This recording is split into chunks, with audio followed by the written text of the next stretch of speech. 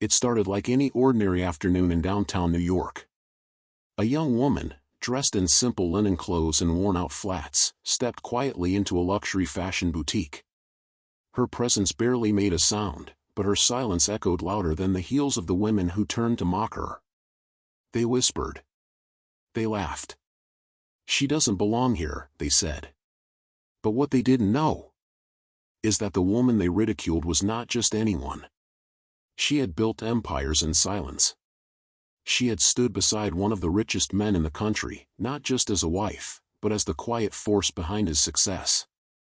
And today, she wasn't just here to shop. She was about to make a statement. This is the story of a woman they underestimated. A lesson in humility, wrapped in linen. It was just another typical afternoon in downtown New York. The golden light of the late sun streamed between towering skyscrapers, casting long shadows across the bustling sidewalks. The air pulsed with the rhythm of the city, horns blaring, heels tapping, chatter echoing off glass and steel. Amid this controlled chaos, she appeared, quiet, unnoticed by most, like a whisper in the middle of a storm. She wasn't dressed to impress. A soft linen blouse, slightly wrinkled from the subway ride, clung gently to her frame. Her shoes, a pair of worn flats, had clearly seen better days. No makeup. No jewelry. Just a faded leather satchel hanging from one shoulder. To anyone passing by, she was just another face in the crowd. But there was something about her eyes, sharp, observant, and quietly determined. She paused at the entrance of the boutique, drew in a deep breath, and pushed open the glass doors. Inside, the world shifted. Polished floors gleamed like mirrors. Ambient music floated through the air, blending seamlessly with the faint scent of luxury perfume. Designer gowns shimmered under soft lights, and every handbag had a price tag higher than her rent. She walked carefully, almost reverently, her fingers grazing the edge of a velvet display table. But the moment she entered, heads turned, not in awe, but in skepticism. Two young women standing near the entrance raised perfectly sculpted eyebrows. One leaned toward the other, smirking behind a manicured hand. "Did she wander in here by mistake?" she whispered, just loud enough. A sales associate eyed her from across the room, his smile tight, condescending. No one offered her help. No one asked if she needed assistance. They had already decided she didn't belong. But she noticed everything. The stares. The whispers. The polite distance people kept. Her heart beat faster, not from shame, but from the surge of something deeper. She clenched the strap of her satchel a little tighter and straightened her posture. She had come here for a reason. And despite what they thought, she wasn't leaving empty-handed. What they didn't know was that this unassuming young woman carried something far more valuable than a gold credit card. She carried truth. A story. A name that would shake their assumptions to the core. By the time she walked out of that boutique, everything they thought they knew about her, and themselves, would be turned upside down. The boutique felt like an illusion, its opulence more suffocating than inviting. As she stepped inside, the door chime was drowned by the hum of classical music drifting from hidden speakers. Everything was so polished, so pristine. Marble floors gleamed beneath her, and the rich scent of perfume mixed with the sharp aroma of expensive leather. Yet, none of it mattered to her. The golden fixtures, the velvet curtains, the flawless display of jewels, they meant nothing. She wasn't here to admire luxury. She was here with a singular goal. Her mind raced, but her steps were slow, deliberate. She had prepared for this moment, rehearsing her words, running through the plan over and over in her head. Still, her heart pounded in her chest, and her palms were damp with nerves. But she couldn't afford to let the anxiety show. Not now. Not when she was this close. Her eyes moved methodically across the shelves of glittering necklaces and sparkling earrings, but her gaze was fixed on one piece. It wasn't the most expensive one, nor the flashiest. But it stood out to her, unmistakable in its quiet elegance. An antique gold necklace with a delicate oval pendant, suspended by a fine chain. Something about the way the light caught it, casting small shadows on the surface of the glass display, seemed to draw her in. Her breath caught in her throat as memories flooded her mind, faint, fleeting glimpses of a life she hadn't known, but always felt lingering at the edge of her consciousness. The necklace. She had seen it before. In an old photograph. Her mother wearing it, her eyes bright with laughter, her face free of the sadness that would eventually take root in their lives. A symbol of a past lost, hidden behind years of silence and unanswered questions. She blinked, clearing the fog in her mind. She had to focus. As her hand moved toward the glass case, her fingers trembled, betraying her calm facade. She stood still for a moment, just feeling the weight of it all, the years of searching, the unanswered questions, the longing for closure. She exhaled, almost as if grounding herself before taking the next step. She couldn't let the fear overtake her now. Not when she was so close. A sudden voice broke her from her thoughts, harsh and clipped. "Can I help you?" The words hung in the air, sharp and invasive. She turned slowly, her face smoothing into an expression of indifference, but inside, her heart fluttered erratically. The salesman, tall and impeccably dressed, stood at the edge of her vision, his eyes calculating as he sized her up. His smile was practiced, but it didn't reach his eyes. There was something hollow in it, like he'd seen too many people like her before. People who came in with grand ideas, but no real intention of buying. She straightened, her posture stiffening slightly as she met his gaze. "I'd like to see that necklace," she said, her voice calm, steady, too steady. It was the tone of someone who had been rehearsing for this moment, someone who wasn't about to be swayed by his polished charm. His eyes flickered toward the necklace she was pointing at, then back to her, a flicker of suspicion in his gaze. "That piece is from our exclusive vintage collection," he said, his voice oozing with condescension. "Very rare, very expensive." He paused, looking her over again as if questioning whether she could afford such an item. "Are you sure you want to see it?" Her lips curled into a faint, almost imperceptible smile. She wasn't here to buy it. She was here to take it back. With quiet intensity, she spoke again, her eyes never leaving his. "I'm not interested in the price," she said, her voice colder now. "I'm interested in the truth." The salesman's expression faltered, his arrogance slipping for a second. He blinked, clearly unsure how to respond. "Excuse me?" She stepped forward, her movement calculated and deliberate, the faint rustle of her coat the only sound in the otherwise quiet boutique. She pulled out a thin folder from her bag, worn at the edges, and laid it carefully on the glass case between them. She didn't need to open it. The mere presence of it was enough. His gaze flickered from the folder back to her, the walls of confidence he'd built around himself crumbling in the face of her unyielding calm. She didn't wait for him to speak. She couldn't. This was her moment. This was her truth. "That necklace," she continued, her voice low but clear, "was stolen. 30 years ago. From a woman named Helen Rossner." A flash of recognition, quickly masked, passed across his face. He took a step back, his posture shifting slightly. His hand twitched, as though he wanted to reach for the phone, but something held him back. Something about her presence. The way she stood, unwavering. The way the weight of her words seemed to settle into the air, heavy and undeniable. She watched him closely, her own heart racing now, but she couldn't afford to show it. She wasn't here to let him intimidate her. She wasn't here to back down. "I'm her daughter," she said, her voice now firm, the finality of her words hanging in the space between them. "And I've come to take back what was never for sale." The room seemed to hold its breath. The boutique around them, once a realm of luxury and perfection, now felt small, constricted. It no longer belonged to the salesman, or the moneyed elite who roamed these halls. It belonged to her. And this was where she was going to reclaim her history. The tension in the room was palpable. Every inch of her being was focused on the salesman standing before her, and for the first time in what felt like an eternity, she could feel her pulse quicken. His initial confidence had wavered, and she could see the cracks in his composure.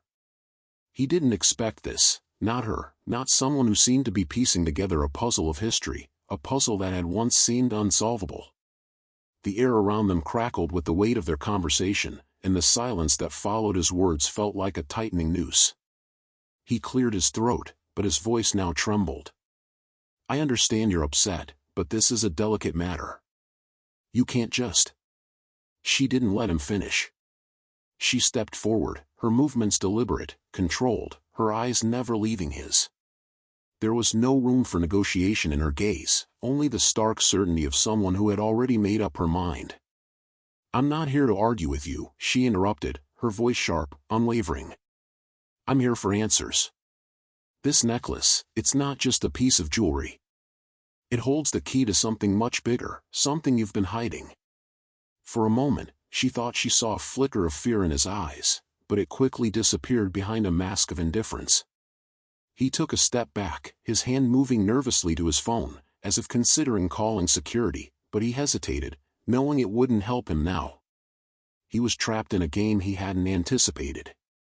"I don't know what you're talking about," he muttered, his voice sounding more defensive than before, but his words lacked the conviction they had earlier. She could tell he was beginning to lose his ground, the facade of calm slipping away with each passing second. His eyes darted to the back of the store, where the dim light from the hallway offered an escape. But he didn't move. He couldn't. She was the one in control now, and she knew it. Her gaze softened, but only for a fraction of a second. She wasn't here to comfort him, she was here for the truth. The truth about the necklace, the truth about its journey, and the truth about the dark secrets it had witnessed. It had been passed from hand to hand, its history hidden behind layers of deception and lies. She crossed her arms, her stance firm as she leaned in slightly, her voice lowering to a near whisper. "You can try to deny it all you want. But I've already spoken to the people who know. The ones who were here before you, who saw what happened. This necklace, it's not just a trinket. It's part of something, something that no one here seems willing to admit." His eyes flickered with something, regret? Fear? She couldn't tell. But she saw the shift. The moment his shoulders sagged, ever so slightly, as if the weight of what she was saying was finally sinking in. For the first time, he looked less like a salesman and more like a man who was caught in the middle of something much bigger than he had ever expected. "You don't understand," he whispered, his voice trembling now. "This isn't just about a necklace. There's a history. A dangerous one. You don't know what you're getting into." Her heart pounded in her chest. Her instincts told her he was right, but that only made her more determined. She wasn't going to back down, not now, not after everything she had fought for. "I don't need you to protect me from it," she said firmly, each word coming out with precision. "I'm not scared of the past. I'm ready to face it. And if this necklace is part of that, then I'll take it. But you need to stop lying. I want the truth, and I'll find it, whether you help me or not." The silence that followed was almost deafening. The sound of her breath, the faint hum of the store's lighting, and the distant shuffle of footsteps from other customers, all of it felt distant, as if they were in a world of their own. The salesman's eyes were wide now, his lips pressed into a tight line. He didn't speak for a moment, and she could see the internal struggle in his face. Finally, with a shaky hand, he reached for the case, his fingers hovering for a moment before he unlocked it and slowly, almost reverently, pulled out the necklace. The cold metal seemed to shimmer under the lights, the pendant gleaming as it was placed into her outstretched hand. She didn't flinch. She didn't hesitate. She didn't even look at the necklace for more than a brief second. Her eyes remained locked on him as he placed it in her palm, her fingers curling around it instinctively. Her breath caught in her throat, but she didn't show it. The weight of it, both physically and emotionally, was almost overwhelming. She felt the history in it, the lives it had touched, the people it had bound together and torn apart. She could feel its story. And it was far from over. "Is that it?" she asked, her voice steady despite the storm raging inside her. "Are you going to tell me anything else, or will you just watch me walk out with the last piece of your lies?" The salesman didn't answer. He couldn't. There was nothing left for him to say. With a final glance at him, she turned on her heel and walked toward the door, the cool air hitting her face as she stepped back into the world outside. The weight of the necklace in her hand felt like a heavy promise, a promise that she was not done yet. The truth would come, no matter what it took. As she stepped into the street, she didn't look back. She couldn't. The journey ahead was too uncertain, too fraught with dangers she hadn't even begun to understand. But one thing was clear, she was no longer running from her past. She was charging toward it, ready to uncover every secret, no matter how dark. Inside the dimly lit room, she stood frozen, her eyes locked onto the weathered box nestled at the back of the old cabinet. Something about it felt wrong, out of place, like it didn't belong to the space around it. Dust clung to its surface, but the clasp had been recently disturbed. Her breath hitched. Her hands moved before her mind could catch up, driven by a mix of dread and undeniable curiosity. As she reached for the box, her fingers trembled, brushing across the cold, metal latch. The sensation sent a shiver down her spine, like touching something sacred, or cursed. She hesitated, just for a second, heart pounding in her ears. Why is it here? Who put it here? She slowly lifted the lid. Inside, nestled in dark velvet, lay a delicate gold necklace. At first glance, it seemed ordinary. But then she saw the engraving, subtle, nearly worn away by time. Her breath caught in her throat as she brought it closer to the window, letting the fading afternoon light fall across the tiny inscription. To MS, never forgotten. The initials struck her like a thunderclap. Her knees weakened, and she sank onto the floor, gripping the necklace tightly in her hand. She had seen those initials before, in an old family photograph hidden behind her father's dresser, on a letter she'd once glimpsed but was never allowed to read. MS wasn't just anyone. It was Margaret Sinclair. And Margaret Sinclair was a name she'd only heard spoken once, in a hushed voice, during a late-night argument between her parents, followed by silence so deep it swallowed the house for days. She had always assumed it was some forgotten relative, a tragic story no one wanted to tell. But now, with the necklace in her hand, something told her the truth was far more complicated. As she sat there, knees pulled to her chest, the weight of what she held began to settle in. This necklace wasn't just a relic. It was a clue, a missing piece of a puzzle that had haunted her since childhood. And it was hidden for a reason. The walls of the room suddenly felt closer, tighter, like the secrets of the past were pressing in from all sides. She clenched the necklace in her fist, her pulse racing. Her mind was a storm, memories, suspicions, questions all crashing into each other. Who was Margaret Sinclair really? Why was her name erased from their lives? And why had this box been tucked away like a secret someone hoped would never be found? She stood slowly, the floor creaking beneath her. The silence around her had changed. It was no longer calm, it was loaded. Heavy. Watching. Her fingers curled protectively around the necklace. No more running from shadows. No more pretending not to care. She had found the thread. And she was ready to follow it, no matter where it led. By the time she walked out, silence had fallen. The same people who had mocked her were now frozen, watching her leave, stunned and speechless. Not because she had just spent over $12 million. Not because of the black card or the security guard who held the door. But because of the grace she carried, even after being humiliated. She never raised her voice. She never needed to. In a world that judges by labels and looks. She reminded them that quiet power is still power. And sometimes, the richest person in the room is the one they never saw coming.